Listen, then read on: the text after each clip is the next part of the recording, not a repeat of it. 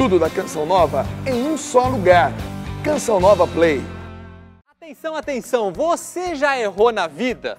Você também faz parte dessa classe como eu, daqueles que erraram tentando acertar? E o que esses erros produziram em você? Você também, como eu, já quis voltar no tempo para tentar consertar algumas burradas? Pois é, gente. Será que diante dos nossos erros nós podemos aprender alguns acertos, alguns ensinamentos, algumas lições? Não é tarefa fácil, mas é possível. É por isso que o Revolução Jesus de hoje quer tratar sobre esse assunto. Os meus erros podem me ensinar alguns acertos? Como você tem se posicionado diante dos erros que você comete? Ou você está determinado a partir deles? Não sai daí, que o programa Revolução de Jesus só está começando. O que eu aprendi com a situação difícil que eu vivi? Foi quando meu pai ficou doente, lá por volta de 2009. E quando ele ficou doente, ele foi de 2009 até 2011, né? Até 2012, na verdade. E daí, eu sabia que naquele momento eu precisaria aproveitar cada momento com ele. Porque em 2011 eu ia entrar na comunidade Canção Nova. E eu sabia que aqueles 2 anos que eu tinha com meu pai eu precisava aproveitar. E eu lembro nas situações em que ele, somente eu, podia cortar as unhas do meu pai, né? Que ele tomava banho e dizia, vem cá cortar minha unha. Tinha dia que eu não queria, né, cortar a unha dele. Ele, vem cá. E eu mesmo sem querer ia lá cortar, porque era o meu amor para com meu pai. Era o carinho que eu fazia nele, o gesto de amor que eu fazia para o meu pai naquele momento. Então eu aprendi, estou cada dia a aprender, a aproveitar o tempo presente. 2 anos que eu estive com ele, a gente brincava, a gente ria, a gente chorava. Eu fazia com que os momentos de dores e sofrimentos ficassem mais leves, porque era bem difícil a situação. Então a gente brincava muito, se divertia. Em 2011 eu entrei para a comunidade Canção Nova, em 2012 ele faleceu. Mas eu não trago nenhum remorso no coração, né, de não ter aproveitado os momentos que eu tive de estar com meu pai. Então, quando eu cheguei lá, que eu vi meu pai no caixão, é bem difícil, né, porque para mim meu pai nunca ia morrer. Né, a gente traz no coração que pai e mãe não é para morrer, gente. Então, quando eu vi ele lá no caixão, né, deitadinho, eu tive, né, chorei com a perda, mas o coração muito agradecido, porque eu aproveitei cada instante, cada momento. E esse fato me faz hoje também aproveitar cada momento com aqueles que estão à minha volta, né? Às vezes consigo, às vezes não consigo, né? Mas esse aprendizado que eu levo para a minha vida toda. Aproveitar cada instante, porque cada instante é único. E seja de alegria ou de dor, porque passa. Tantas dores, tantos sofrimentos e dores da minha vida já passaram, né? São novos sofrimentos e novas dores que eu enfrento. Tantos momentos de alegria e de festa eu já passei. Hoje são novos momentos de alegria que eu vivo. Então eu aproveito cada instante.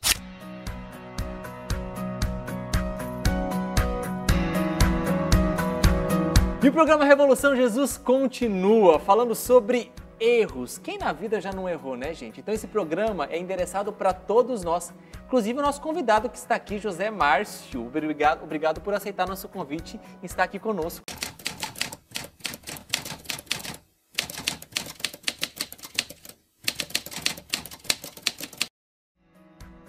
Eu que agradeço, né, a oportunidade de estar aqui mais uma vez. É sempre uma alegria muito grande contribuir com o programa Revolução Jesus, com a evangelização. Que bacana. José Márcio, você como um homem, né, você é psicólogo. Sim. Você nunca errou na vida? De jeito nenhum. De jeito nenhum, absurdo, né, isso aí.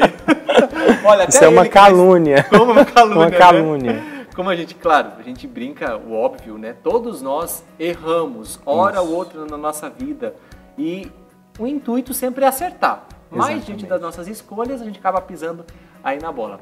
José Márcio, vamos já direto ao assunto, falando sobre a realidade do erro, mas no ponto de vista de que eu posso cometer um erro, né? Todos nós, a qualquer instante, sempre com a intenção de querendo acertar. Como eu vou encarar os meus erros sem deixar que eles me determinem, sem eu me conformar com esses erros que eu cometi?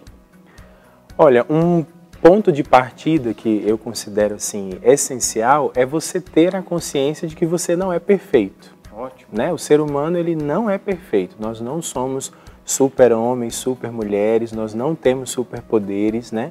Nós somos frágeis, de natureza frágil. Então, assim, quando eu tenho essa consciência de que não necessariamente tudo que eu fizer eu vou acertar sempre, na hora que o erro aparece, eu consigo lidar muito melhor com essa realidade, entendeu? A ideia mesmo da limitação, né, do ser humano, do homem como um todo. Revolução Jesus está tratando sobre erros, mas também sobre acertos. E o que nós fazemos com esses erros, isso me faz lembrar como que eu administro as minhas falhas, os meus erros. Cada um tem um jeito de administrar, não é mesmo? E se administra, porque tem muita gente aí que ainda não aprendeu a administrar. E aí, minha gente? Interessante que esse negócio, eu tava pensando aqui quando a gente tava montando tudo isso aqui, que eu me cobro muito, sabe? Eu me cobro demais e eu acabo que muitas das vezes, diante dos meus erros, eu acabo parando tanto neles que eu esqueço que eu não sou só erro, né? Que eu também tenho acertos, né? Mas é aquilo que você disse, né? É um caminho de aprendizado mesmo, né? Mas eu vejo hoje que uma realidade, até que o meu diretor espiritual tem me ajudado, eu saí um pouco dessa condenação, sabe? Sim, lógico, preciso me converter, mas eu preciso viver com um pouco mais de leveza, essa dinâmica do errar, do acertar, e com essa leveza eu vou aprendendo, né? E caminhando melhor. Eu penso que, para mim, é muito mais fácil me culpar pelos meus erros do que me absolver, né? Então, a minha dinâmica de vida é, quando eu erro, eu começo a pensar e focar no meu erro. Por que eu errei? Onde eu estava com a cabeça? Por que eu não pensei antes? Por que eu agi no impulso? Enfim, óbvio que tem um erro focado na habilidade, aquela coisa eu não tenho habilidade para isso, erro. Mas eu digo no que diz respeito à vida, né? Quando a gente erra com o outro, quando eu erro diante de Deus e eu me percebo quase como um fracasso, né? Então, o fracasso dá um sentimento de frustração. Aquele sentimento, eu não acertei. Esperavam, ou Deus esperava, ou eu me cobrava, esperava isso, essa resposta. E por que eu não dei? Então, nessa dinâmica de vida, ou eu vou para o confessionário, que para mim é a minha primeira atitude, é de ir para o confessionário para essa absolvição vir da parte de Deus, né? Aquela coisa, né, o Pai que me perdoa. E diante de Deus, quando eu recebo esse perdão de Deus, eu começo a trabalhar o processo. Calma, da próxima vez você vai fazer diferente, porque a gente tende também a aprender com os erros, né? E eu tendo a tentar não errar mais, mas obviamente que a fraqueza ela é uma constante, mas também o crescimento, né? A gente nunca só erra, sempre tem um acerto depois desse erro. Parece que tem um pouco também a ver a experiência que eu faço com a minha autoimagem, né? A maneira como eu administro os erros também tem a ver com a imagem que eu quero passar e que muitas vezes essa imagem ela é quebrada e isso para mim é humilhante. Verdade. E aí você fica assim, caraca, eu estava levantando uma imagem, de repente um erro é exposto assim, nossa, e tudo aquilo cai por terra, é frustrante. Parece que o erro te determina, né? E te desconstrói, que eu digo entre aspas, porque desconstrói aquela imagem que eu estava apresentando para os outros. Isso mexe, isso é comigo, falou comigo. Isso mexe muito comigo, porque eu descobri que o meu maior medo de errar era isso, era quebrar essa imagem. Né, tirar a imagem da pessoa que sempre acerta, como a Maria disse, né? E agora eu errei, e agora o que eu vou fazer?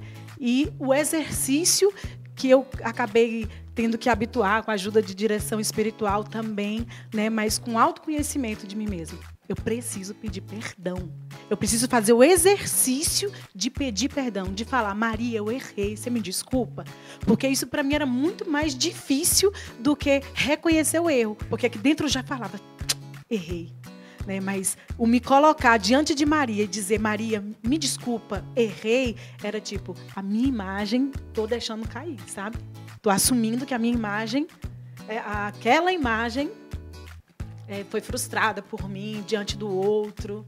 Isso é tão importante, né, José Márcio, porque às vezes a gente gasta um esforço querendo esconder, porque é irreal, eu nunca vou conseguir esconder que eu sou frágil. Então. Ou esconder os erros até mesmo. Exatamente. Quanta força a gente coloca para ocultar isso, porque a gente não quer que as pessoas nos interpretem mal, porque a gente não quer assumir esse erro, porque ao mesmo tempo a gente, aprofundando mais, né, acaba ferindo, né, o nosso orgulho, porque eu quero ser o perfeito. Mas indo mais a fundo, quando a gente fala de erro, então estamos falando de pessoas frágeis, né, Sim. como você bem trouxe. Mas lá no fundo mesmo, a gente anseia por essa perfeição, né? A gente nasceu para dar certo, né? Tá resgatando aqui um livro do Adriano Gonçalves com esse título. A gente nasceu para dar certo. Então, é como que se os erros não fizessem parte da nossa constituição, a gente não quisesse assumir eles, entende? Porque, de fato, parece que eles vão contra aquilo que é a nossa essência, de acertar, de dar certo, de não errar. Mas, como você disse, nós somos fragilizados. Quando eu sou determinado por um erro, que consequência isso pode gerar na minha vida? Eu vou viver uma vida determinada por aquilo ali. Então é um erro que vai me acompanhar como um fantasma, né? Na verdade, ele nem existe na realidade, foi um erro, ele é justificável por essa natureza frágil, mas eu transformo esse fantasma num objeto real. E aí eu vou vivendo uma vida que, na verdade, ela vai só... Estou tentando encontrar a palavra. O erro ele fica no centro e eu vou vivendo em torno daquele erro ali. Exatamente.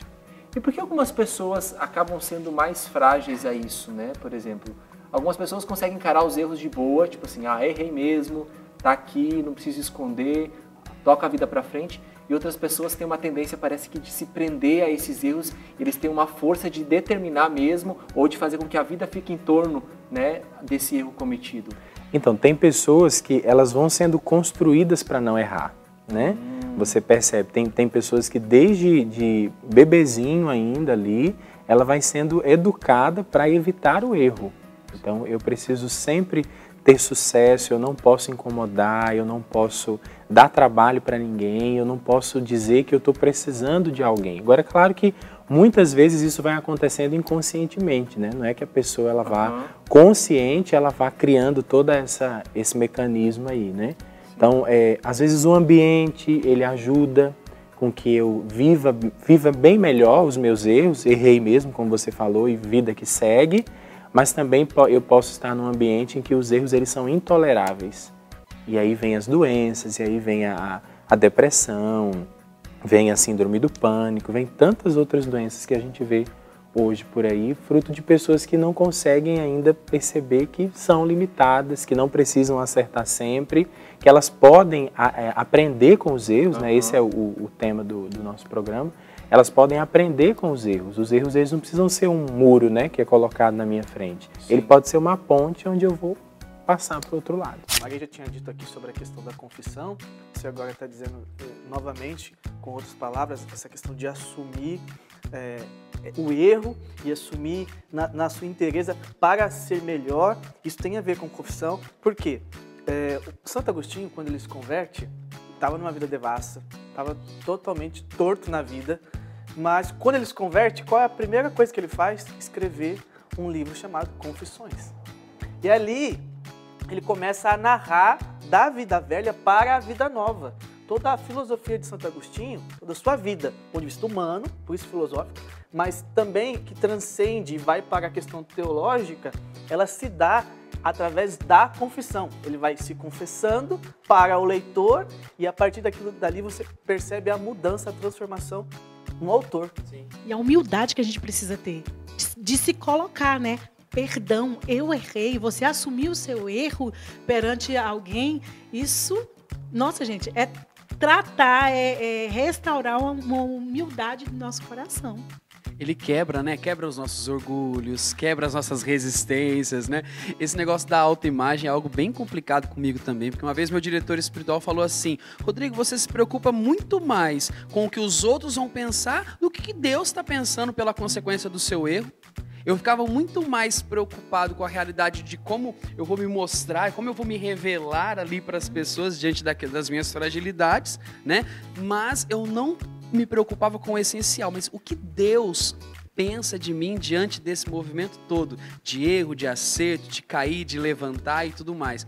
E foi muito interessante que nesse movimento eu fui me autoconhecendo e até mesmo tirando de mim, eu que sou muito de colocar peso nas coisas, tirando de mim esse peso do julgamento alheio do outro, né? Do outro pensa da minha imagem, mas olhando mais para mim e conhecendo mais as minhas fragilidades, não do que os outros falam, né? Mas do que a minha fragilidade, aquilo que é o meu pecado, aquilo que é o meu erro. E o que eu tenho que, diante disso, dar passos de crescimento para não cair, me levantar, enfim. E se a gente for pensar bem, a gente percebe que todos nós erramos. Mas parece que quando a gente erra, só a gente, né, tá ali no foco. Isso também eu acredito que traz uma sociedade que sempre vem cobrando, né? Cobrando também porque ela quer a pessoa perfeccionista, a pessoa perfeita, né? Por exemplo, se você tem um trabalho, você não pode errar, porque se você erra, você é desclassificado. Tem ali toda uma exigência da sociedade em diversas realidades, né? Na faculdade, em casa. Também vai um pouco, eu acredito, da nossa criação, né? Como o meu pai me tratava quando eu errava, como minha mãe falava comigo a respeito dos meus erros, o que a gente fazia, né? Desde criança já tentava esconder ali, se esconder, né? Que é um pouco da dinâmica de Adão e Eva, né? Que se escondem de Deus no paraíso e Deus os procura. E a gente tem esse sentimento de tristeza mesmo quando a gente erra, mas como que eu lido com esse erro? E isso eu acho que parte muito do que a gente viveu como na nossa criação mesmo, né? Como minha mãe e meu pai lidavam com os meus erros, como eu lidava com eles quando eu errava. E a gente traz disso e precisa de muita cura interior. E que distinção nós poderíamos fazer entre pecado, fragilidade e limites? Ou são sinônimos? Então, olha, eu acredito, o pecado, é complicado a gente colocar o pecado como sendo sinônimo de fragilidade, sinônimo de limites. Fragilidade e limites a gente até pode colocar como sendo sinônimos, né? Mas o pecado não, porque o que a igreja vai dizer? O que é o pecado, né? O pecado, ele é um ato consciente. Eu tenho consciência de que aquilo ali não é correto, aquilo ali desagrada o coração de Deus, ofende o coração de Deus, ofende inclusive a minha natureza, né? A forma como eu fui criado, a minha dignidade, mas conscientemente eu vou e faço. Isso é pecado, né? Agora, a fragilidade, o limite independe da minha consciência. Claro que quando eu tomo consciência de que eu sou limitado, eu consigo lidar com a situação de pecado muito mais fácil, né? Claro, não usando essa limitação como uma muleta. Eu sou limitado mesmo, isso está na minha natureza, então vamos pecar mesmo e acabou. Não, né? Você se conforma e vai usando isso como uma muleta.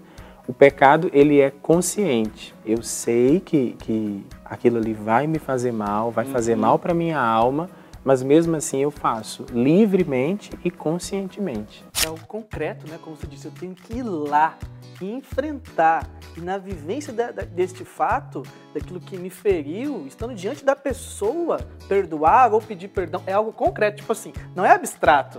Gente, a conversa tá boa, tá? A gente vai continuar essa conversa aqui, mas como a gente tá precisando tomar esse açaí, tá maravilhoso. Nossa, que tá muito bom. Exatamente. Muito bom. Então vou fazer o seguinte, nós vamos para o intervalo e daqui a pouco nós voltamos aqui nesse bate-papo gostoso, nesse Fala Aí, no quiosque Shalom, na tapiocaria Shalom, que fica ao lado da Canção Nova, beleza? Daqui a pouco a gente volta. Valeu! Revolução Jesus de volta! E aí, como é que você se posiciona diante dos seus erros? É sobre isso que nós estamos falando aqui no programa Revolução Jesus e nos alertando de que, frente a eles, nós podemos sim aprender muita coisa. A Sagrada Escritura vai nos dizer: tudo concorre para o bem daqueles que amam a Deus, até os nossos erros. Você acredita nisso? E não nos faltam exemplos, inclusive de jovens. José do Egito, já ouviu falar sobre ele? Pois é, os seus irmãos pisaram na bola com ele. Pisaram na bola e erraram feio. Mas desse mal, Deus tirou um bem muito maior. E a vida dele tem muito a nos ensinar. Acreditar que de um mal Deus pode fazer o bem? Creio que sim. Deus é o Deus do impossível, não é verdade? E quantas vezes nos momentos difíceis das nossas vidas é que, clamando a Deus numa oração, numa novena, num pedido, Deus realiza, né? E a partir muitas vezes de situações que parecem tão contraditórias. É muito interessante na história de José do Egito, Essa história que começa pelo Gênesis capítulo 37 e segue os próximos capítulos.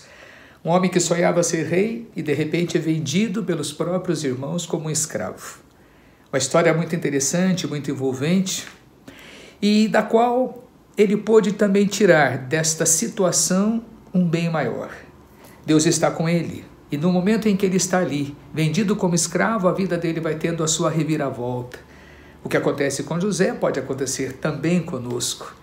É dessa lição que podemos tirar diante das contrariedades da vida, diante de tantas situações difíceis, sobretudo você jovem, de alguma decepção, de algum sonho não realizado. Sobretudo em dias de hoje, não é verdade? Quantos jovens sonham com universidades, com grandes trabalhos e de repente a vida parece ser tão ingrata. É ali que temos uma opção, ou sentamos e choramos demasiado, ou retransformamos essa vida. Quantas oportunidades podemos ter a partir, muitas vezes, de situações que parecem tão precárias, mas a partir desta escravidão, nós vamos nos tornando pessoas melhores. Quem sabe reler essa história com esse olhar de otimismo, de realismo, melhor dizendo, colocando os pés no chão e buscando mesmo, a partir de muitas contrariedades da vida, o projeto de vida maior que queremos realizar. Aquela história que outrora passou de irmãos que por inveja, por coisas tão ruins que acontecem dentro de nós acabamos realizando coisas piores. José vendido como escravo na sua situação, nesse contraste da vida, ele então vai encontrar a possibilidade de viver. E depois esse reencontro com os irmãos que é muito interessante. Ele ali à frente de um governo pôde acolher os irmãos, eles reconheceram José, e isso é muito interessante, toda a desenvoltura dessa história, que tem muita coisa a nos ensinar. Deus pode sim fazer muitas vezes de situações difíceis das nossas vidas algo maior. Basta acreditar, porque o nosso Deus é o Deus do impossível. Eu vivi um momento muito difícil na minha vida que me mostrou que existia um bem maior em cima daquilo, que Deus estava por mim. Quando eu tinha mais ou menos de 11 para 12 anos, eu e meus pais nós sofremos um acidente de carro e naquele momento nós não víamos graça nenhuma de Deus, porque nós nos perguntávamos por que com nós. E foi um acidente meio sério, deu perca total no carro. Meu pai não teve a princípio nenhuma fratura, mas meu irmão machucou a clavícula, minha mãe o joelho. Eu saí com danos tanto emocionais como físicos também. E naquele momento nós não conseguimos enxergar a graça de Deus. Mas ao decorrer das semanas eu fui percebendo que naquilo existia as mãos de Deus. Porque o acidente era para ter sido pior e graças à ação de Jesus naquele momento, o impacto não foi tão grande, pois ele colocou um carro à nossa frente para que diminuísse aquele impacto e que não tivéssemos danos maiores. Então, hoje eu percebo que Deus sempre cuida de nós, que em cima de cada situação da nossa vida nós podemos tirar sim algo maior, nós podemos ver a graça, nós podemos sentir a presença e ter fé, pois Deus, Ele é por nós, Ele não é contra nós, Ele está sempre nos protegendo e guiando em todas as circunstâncias e situações de nossas vidas. José Márcio, agora trazendo para uma parte bem prática e concreta. Errei, estou errando, ou vou errar. Sim. Como que eu posso, concretamente, tirar um bem de um erro cometido? Isso é treino? É graça de Deus? Como é que na prática eu posso fazer isso, concretamente? Olha, é treino, é graça. Tá tudo associado, né? Tá associado, né? Se a graça não dá nada. Pois né? é, o ambiente que eu vivo, as pessoas com quem eu tenho acesso, as coisas que eu leio, tudo isso pode me ajudar ou não a tirar um bem de uma situação dolorosa, entendeu? Acho que a primeira coisa, a gente até já falou isso no primeiro bloco, mas acho que a primeira coisa é você saber e você ter essa consciência de que você não é perfeito. Assumir isso. Assumir isso, né? Só que não ficar só com isso, né? A partir disso, você tentar olhar aquele erro, olhar aquela situação que não deu certo por um outro ponto de vista, né? A psicologia, ela vai dizer que o homem, ele é um ser de possibilidades. O problema é que nós só nos fechamos, muitas vezes, diante de uma situação em que sei lá, não deu muito certo aquilo que eu queria, ou eu fiz uma escolha errada, eu só fico com aquele resultado e eu só enxergo aquilo por uma única ótica. Eu não consigo abrir o leque de possibilidades na minha frente, né? Então, muitas vezes o trabalho terapêutico com alguém que vive essa situação é fazer, e não somente trabalho terapêutico, mas às vezes um trabalho de cura interior, um trabalho de direção espiritual, é associado, né? Isso, caminhar com a pessoa para que ela consiga abrir o leque de possibilidades diante daquela frustração, diante daquele erro, diante daquele pecado, daquela fraqueza, ela abrir o leque de possibilidades. Espera aí, eu não preciso colocar tanto peso nessa situação. Eu posso olhar isso por um outro lado. Vamos tentar tirar um bem dessa situação, mesmo que seja aquele bem assim. Digamos que você se frustrou muito, você colocou toda a expectativa numa pessoa, essa pessoa vem e te frustra, e aí o bem que você tira disso é o quê? Nossa, você me ensinou a não ser como você, a não fazer o que você fez comigo, né? Então, você suaviza, você tira o peso e você enxerga a situação por um outro ponto de vista, né? Claro, aí entra a graça de Deus, a minha intimidade com Deus, a forma como eu me relaciono com Deus, a vida de oração, as leituras que eu faço, né? Por exemplo, ler sobre a vida dos santos. Os santos nos ensinam muito sobre isso. Verdade. Como tirar um bem de uma situação dolorosa. Como que eu posso fazer isso, né?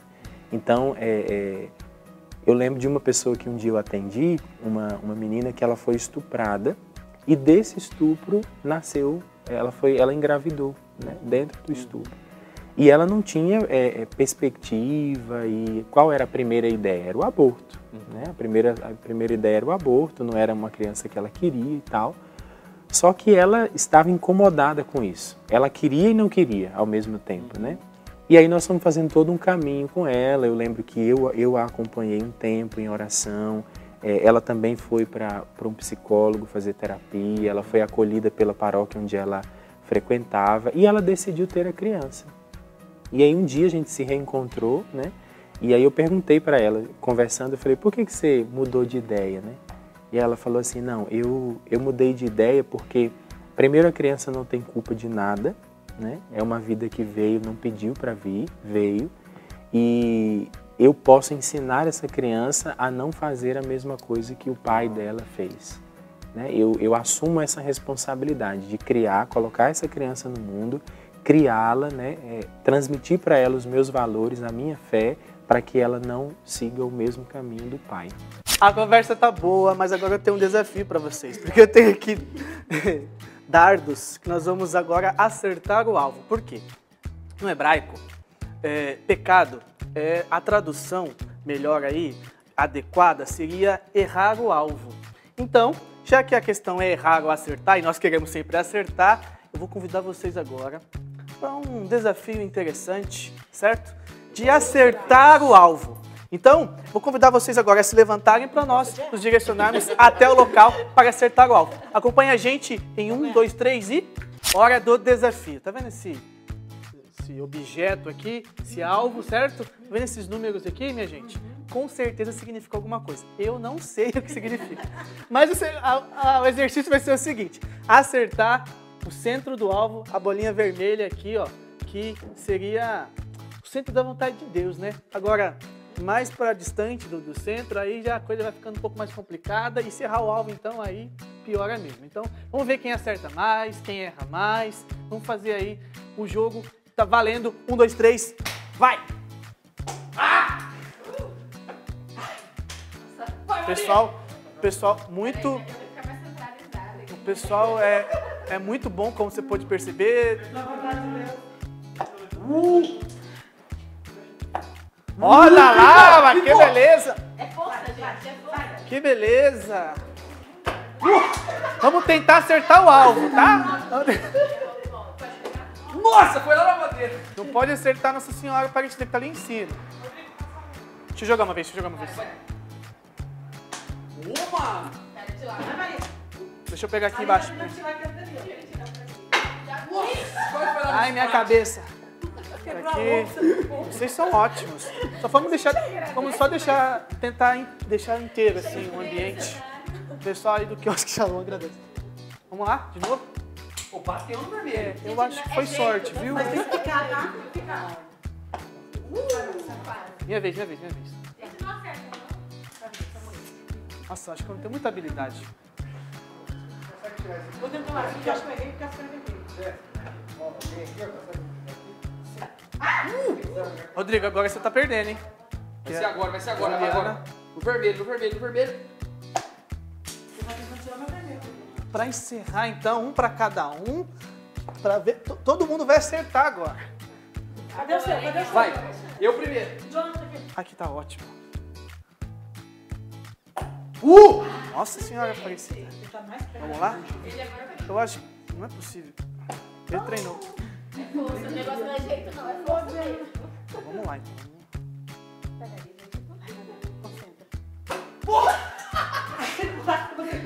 Eu acho que a gente vai ter que fazer uma reforma aqui depois. É isso aí, minha gente. Tá bom já. Agora vamos lá pra mesa, porque já tá bom de humilhação por hoje. Vamos lá. Gente, rapidinho aí. Como foi a experiência de acertar, de errar o alvo? Nem todo mundo tem certa habilidade, tudo bem. Mas vamos lá. Qual a experiência, rapidinho?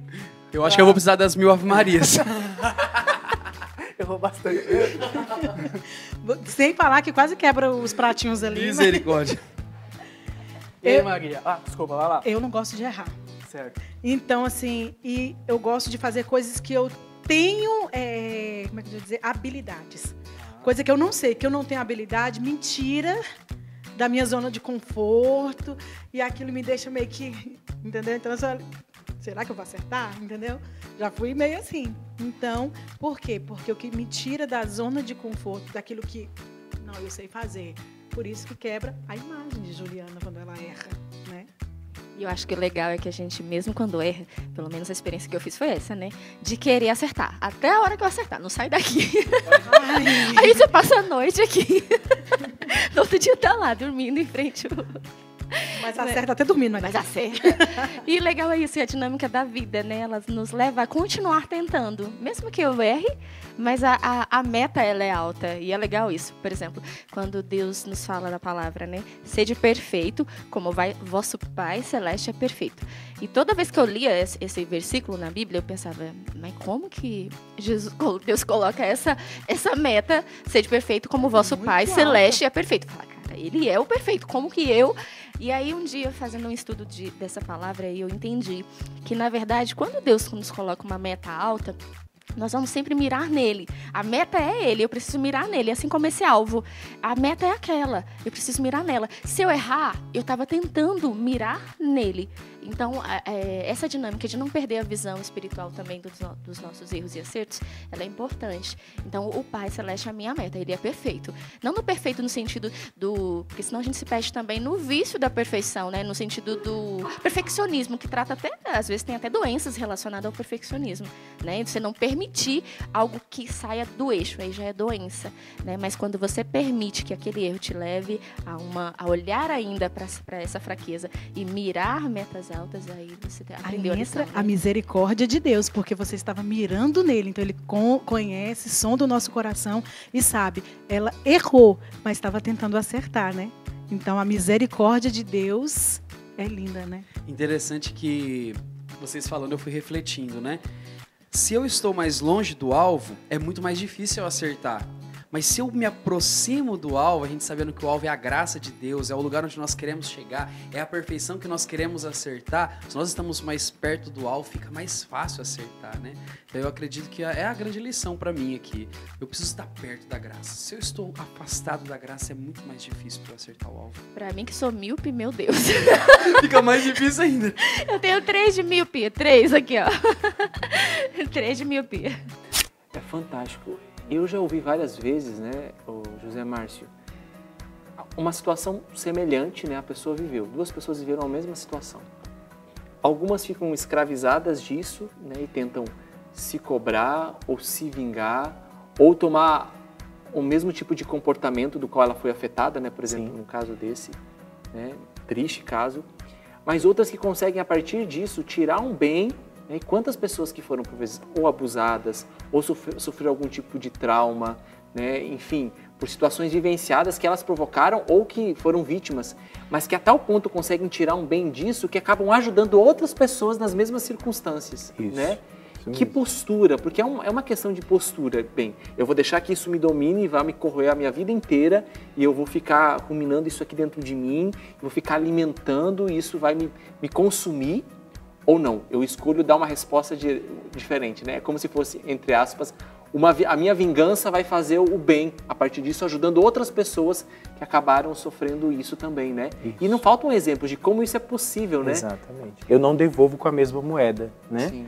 Eu vivi a situação, mas eu não vou devolver com a mesma moeda. Então eu vou fazer o oposto e eu vou mostrar que isso é possível, né? Na psicologia é o que a gente chama de resiliência, né? São as pessoas resilientes, aquelas pessoas que conseguem, diante de uma situação de muita angústia, de muita dificuldade, onde houve uma perda muito grande, elas conseguem, de maneira muito otimista, aproveitar disso para, como se fosse tirar a água da pedra, né? E muitas vezes elas superam e são instrumento de superação para outras pessoas também, né? Na parte espiritual, na caminhada com Deus, a gente poderia dizer o quê? A graça de Deus. É a vida de oração, é a graça de Deus, é a vivência dos sacramentos, né? A gente tem aí o sacramento da confissão, que para esse tema o pote de ouro, né? O sacramento da reconciliação. Você vai se reconciliar com Deus, consigo mesmo, entendeu? Agora, do ponto de vista prático, você precisa fazer algumas coisas. Então, você precisa ver o ambiente que você frequenta, você precisa ver as amizades com quem você convive, porque tem amigo que faz questão de jogar na tua cara aquilo que você fez de errado o tempo inteiro. Como que alguém vai conseguir tirar um bem de uma situação em que o tempo todo você é humilhado com aquilo ali? Acusado, né? Exatamente. Então, o ambiente, as amizades, às vezes até a estrutura familiar, entendeu? Tem coisas que você não vai conseguir mudar, por exemplo, sua família. Talvez você não consiga mudar, porque cada um é daquele jeito e tal. Mas o seu círculo de amizades, talvez você consiga, talvez esse seja o ponto-chave para você perceber quem te faz bem e quem não te faz tão bem. Espero que você não seja míope igual a Maria e esteja acertando o alvo, tá certo? Nós vamos para um breve intervalo, enquanto isso vamos ficar aqui com esse açaí maravilhoso que o Quiosque Shalom, que fica ao lado da Canção Nova, nos oferece. Daqui a pouco estamos de volta. Valeu! Se liga que Revolução Jesus está de volta. Qual é a sua postura diante dos erros que você comete? Você se vitimiza diante deles ou você se posiciona? Você é consequência apenas dos seus erros e aí você acha que a sua vida não vai para frente porque de fato você errou muito ou está errando muito, enfim, peraí. A reflexão hoje do Revolução Jesus é para nos ajudar a entender de que diante até mesmo dos nossos erros, nós podemos ter acertos e eles acabam sempre nos ensinando algo. Por isso, se você perdeu o primeiro bloco, vale a pena depois você conferir porque o assunto já está correndo, tv.cançãonova.com para você acompanhar o programa Revolução Jesus na íntegra. Mas o negócio é o seguinte, nós estamos falando sobre erros e acertos. E aí, muitas vezes quando uma pessoa ela erra em determinada situação, repetidamente, ou às vezes nem é um erro, ela simplesmente tem a mesma atitude em várias ocasiões, com pessoas ali parecidas, próximas, que vão presenciando aquilo, de repente surge algo que nós chamamos de rótulo sobre essa pessoa. Então aquela pessoa, ela é identificada através de uma palavra. Então, aquele fulano ali e coloca lá um adjetivo, ou não um adjetivo, mas algo que identifica aquela pessoa. Gente, o rótulo, de certa forma, ele atrapalha, não atrapalha? Demais. Aqui na Canção Nova a gente tem um rótulo bem conhecido, que é o famoso radião, né? Sabe aquele rádio de pilha que a gente tinha, ficava tentando sintonizar o pai, avô, de repente tinha ele, né? Talvez você nunca ouviu falar, né? Mas de repente demorava para sintonizar. Barulhinho, né? A gente chama aqui de radião, né? A gente tem esse apelido carinhoso. Então toda vez que uma brincadeira ali, numa convivência entre nós, a gente já sabe, né? A gente já tem esse apelido aí, ei, radião. E a gente às vezes é esse radião, né, que demora a conectar. E isso é ruim, de certa forma, né, porque a gente, naquele momento, mesmo de forma saudável, brinca, dá risada, mas talvez os efeitos de sentimentos que geram na pessoa, né, pode ser algo negativo, e hoje pode ser chamado de famoso bullying, né, mas a gente sempre sabe que aquele que sempre erra leva esse peso aí, né, de uma característica talvez negativa e que acarrete consequências de sentimentos nele que a gente não conheça, né, talvez a gente seja esse, né. E eu vou confessar para vocês, publicamente, que eu tive rótulo durante anos. Revelações de Juliana. Porque uma certa vez um menino lá falou uma coisinha lá comigo que eu não gostei na escola e eu briguei na escola. A única vez. Eu briguei com o menino, assim, de querer tirar toda a minha raiva lá, brigando com ele e tal. Aí me tiraram, botaram a gente na secretaria. Eu falava assim. Com aquilo, eu passei anos na escola como a menina a brava, entendeu? Aquela menina que ninguém poderia mexer, ninguém ia falar. Ou então, se alguém quer brigar com alguém, chama Juliana, pô, Juliana. Tipo assim. Então, Juliana ficou com aquela fama na escola de a menina brava, a menina, sabe? Que ninguém poderia mexer ou falar alguma coisa. Então, assim, anos dessa forma, até eu ter uma amiga, e ela falou assim pra mim, depois que a gente ficou amiga e tudo, ela falou assim, Juliana, eu tinha um medo de você. Seu jeitão, eu tinha um medo de você. Eu falei, cara, se você soubesse como eu sou covarde. Como eu sou covarde, uma gatinha covarde, né? E não uma onça que apareceu por conta de uma atitude, né? Então, assim, uma atitude me levou a ter esse rótulo durante muito tempo. Eu tô aqui com o José Márcio e nós vamos seguir aqui o nosso bate-papo. Né? Como eu já falei no primeiro bloco, nós já fomos discorrendo sobre essa realidade. Mas agora eu quero tocar num ponto-chave quando a gente fala de erro, né, José? Porque às vezes, claro, nós erramos. Muitas vezes. Não às vezes, muitas. Sim. Mas também, muitas vezes, nós somos atingidos pelos erros que os outros cometem e nós somos afetados. O que dizer para aquelas pessoas que não conseguem se perdoar pelo erro que cometeram ou não conseguem perdoar outras pessoas que cometeram o erro e que me afetaram diretamente? Porque às vezes essa questão é difícil, né? Porque eu olho para minha vida e digo, meu Deus, diante disso é difícil de me perdoar ou de perdoar alguém. Que caminho eu preciso fazer para mudar isso? Olha, eu sempre lembro, tem uma passagem do Evangelho que me chama muita atenção, que é a passagem daquela pecadora lá, né? Que ia ser apedrejada e tal. E cria-se toda uma expectativa que ela vai ser apedrejada, vai morrer. E Jesus encerra aquela passagem, eu acho muito engraçado, porque o povo se prepara para um espetáculo e o espetáculo não acontece, né? Do jeito que o povo queria. E Jesus, ele encerra, né, aquela situação simplesmente perguntando para a mulher, mulher, ninguém te condenou? E aí ela, não, ninguém me condenou, Senhor. E aí ele fala, eu também não te condeno. Vai e não peques mais. Né? Simples. Eu olho assim e falo, gente, a gente espera, eu sempre que leio fico imaginando assim, nossa, imagina que o povo estava esperando um espetáculo, né? E Jesus encerra dizendo, ninguém te condenou? Não, eu também não te condeno. Vai e não peques mais.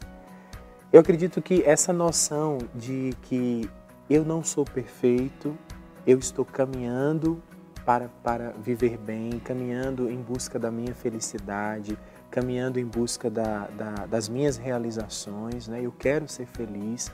A felicidade é algo que move o homem, né? A gente está caminhando em busca da felicidade, ninguém quer ser infeliz, né? Só que esse caminho eu preciso tomar consciência de que ele é cheio de opções e nessas opções nem sempre eu vou acertar, né? Exatamente porque eu não sou perfeito e não sei o que vai acontecer mais na frente, né? Eu não consigo ver o futuro. Eu acredito que lidar com os próprios erros, tendo essa noção, ajuda bastante. E quando esses erros eles dizem respeito ao outro, você transferir para o outro, na verdade, você ampliar essa ideia para o outro também é importante, né? Você ter consciência de que você não é perfeito e o outro também não é. Porque às vezes o que acontece? Ah, tudo bem, eu não sou perfeito mesmo, eu tenho essas fragilidades, está na minha constituição e tal, mas eu exijo uma perfeição do outro. Eu até me resolvo comigo mesmo em relação a isso, mas nas minhas relações, nas pessoas com quem eu vou interagindo no dia a dia, eu vou exigindo dessas pessoas posturas de perfeição. Então, quando elas não correspondem a isso, porque elas não vão conseguir corresponder mesmo, elas podem corresponder por 1 mês, 2 meses, mas a tendência é a frustração chegar, mais cedo ou mais tarde. E quando a frustração chega, se eu não consigo ampliar isso que eu estava falando no início, de que ela também é tão falha quanto eu vou viver sozinho. Né? Eu vou afastar todo mundo de mim, eu vou criar um mundo paralelo, né? Vou me fechar dentro de uma bolha e eu não interajo mais com as pessoas. Porque eu não consigo aceitar que o outro ele é tão falho quanto eu. Né? É aquela história, né? Hoje foi ele, amanhã pode ser eu. Hoje fui eu, amanhã pode ser ele, né? Eu acho que isso traz saúde para as nossas relações, para nossas amizades, para nossa relação familiar, para a maneira como a gente se relaciona com o pessoal no nosso trabalho, na nossa faculdade, na nossa escola, na nossa igreja, seja onde for. É não colocar expectativas além do necessário nas pessoas. Acho que isso faz toda a diferença na hora de perdoar, na hora de deixar, passou, o erro passou, acabou, vamos seguir. Quando eu tinha os meus 16 a 17 anos, na minha fase de adolescência, infelizmente eu saí um pouco a essência da minha família. Eu comecei a beber muito álcool, comecei a beber cerveja, comecei a ingerir muita bebida alcoólica na minha vida. E também, por consequência disso, andando com muitas pessoas que não seguiam essa linha familiar que eu tinha, eu comecei até a usar drogas também. E Deus foi tocando muito no meu coração, ao decorrer disso tudo, que aquilo que eu vivia realmente não era o que Deus tinha para mim, o que minha família formou para mim. Então, eu fui colocando tudo isso nas mãos de Deus e com a intercessão de Padre Léo para poder sair daquele mundo. Então, um bem que eu tiro disso tudo que eu vivi no mundo até mesmo das drogas, da bebida, foi a questão de Deus estar conosco em todos os momentos. Basta a gente abrir os olhos e ver realmente o amor dele por nós. Então, tudo aquilo que eu vivi foi uma experiência onde Deus permitiu que eu estivesse hoje aqui, dando esse testemunho, falando que Ele nos ama e está por nós. Eu participei de uma missa, participo da missa todo dia, tá, gente? Mas eu participei de uma específica que aquilo ali mudou um pouco a minha visão, assim, em relação às pessoas, e também me fez estar diante das pessoas de uma maneira diferente.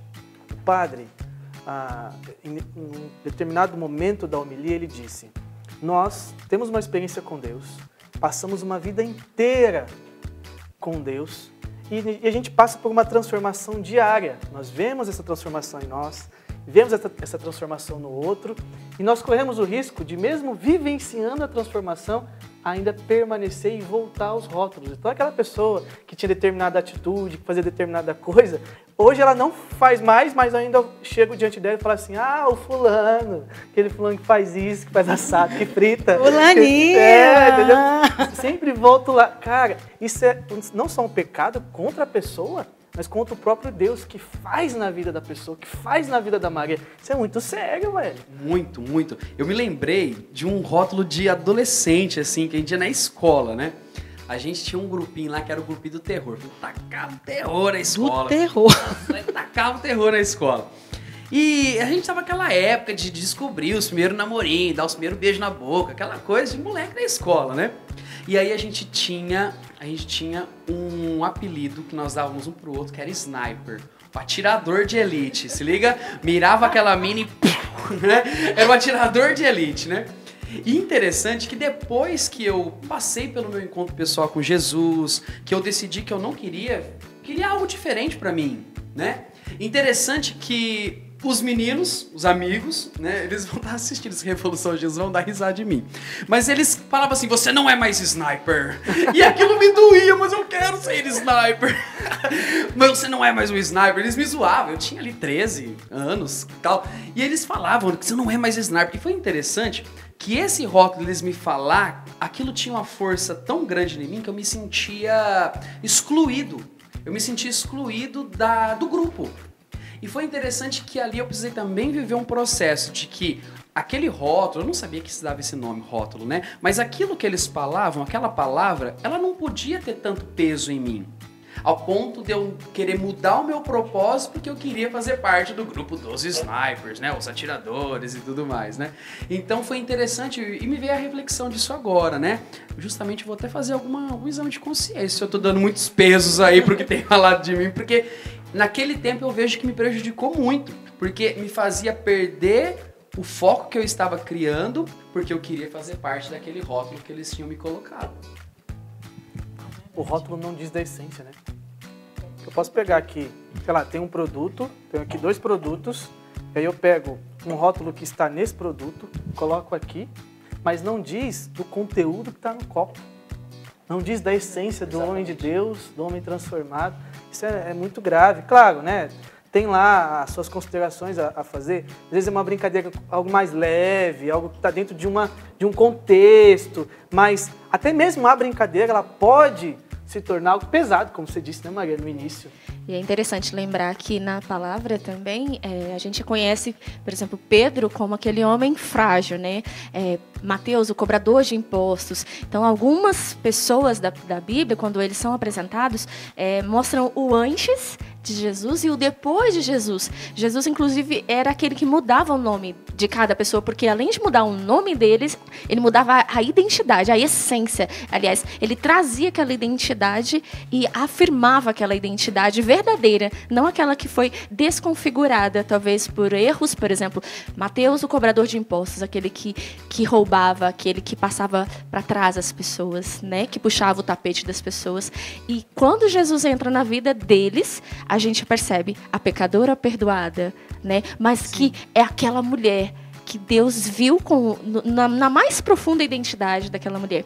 E aqui na Canção Nova a gente tem essa experiência também, né? Quando a gente chega naquela primeira fase, muitos de nós somos conhecidos até por apelidos. E uma das primeiras coisas que a gente vive aqui é também que Deus revele em nós a nossa essência, a nossa identidade. E até pela formação geral é solicitado, nós somos convidados a olhar para aquela pessoa, para ela verificar novamente na vida dela de onde veio aquele apelido. Será que foi de uma experiência negativa e que talvez aquela pessoa nem saiba os motivos, mas eram negativos? E, de repente, ela é passada a ser chamada pelo nome dela. E aí a gente identifica na nossa história qual foi a razão do meu nome, o que diz o meu nome em relação à minha identidade, e isso é resgatado. Então é interessante. Maria, e bonito também é ver que, assim como Jesus chama, muda o nome, dá uma nova missão para aquela pessoa, ele assumiu aquela missão, né? Levi assumiu, sou Mateus. Então a gente tem que ter esse cuidado, porque quando coloca os rótulos na gente pode assumir aquela negatividade para a minha vida também, né? Radião, eu posso assumir que eu sou uma radião, trazer aquela verdade para a minha vida se eu não sou, né? Se foi só um momento, se foi alguma coisa, ou dar passos para que isso não aconteça. Lembro também que no meu discipulado teve uma dinâmica que passava, o que a pessoa vê em você. Passou, 30 pessoas, chegou em mim, 90% trabalhadora. Falei, gente, só trabalho? Não, não sou só trabalho. Não posso trazer aquela verdade para mim. Eu vou ter que batalhar ali agora, eu vou correr atrás desse prejuízo do que ficou só essa imagem e transformar as outras coisas. Hoje eu sou Juliana fraterna, hoje eu sou Juliana também a trabalhadora, mas também a amiga, fraterna, tudo aquilo, a orante. Né? Que eu falei, gente, eu não rezo, eu só trabalho. Tem que ter o hora elabora. Tem que ter um equilíbrio em tudo. E a gente não pode aceitar para a gente, né, aquilo que é negativo, né, desses apelidos, desses rótulos. A Revolução Jesus ela é diária, é constante, em todos os momentos.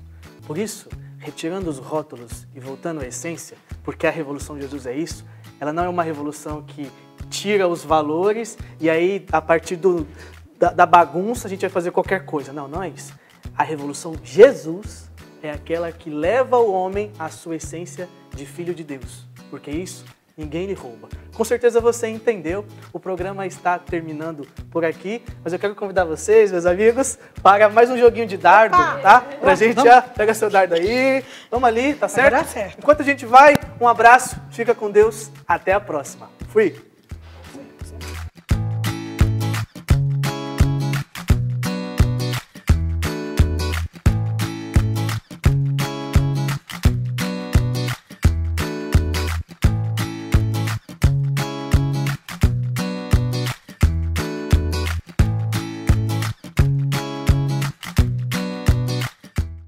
Tudo da Canção Nova em um só lugar. Canção Nova Play.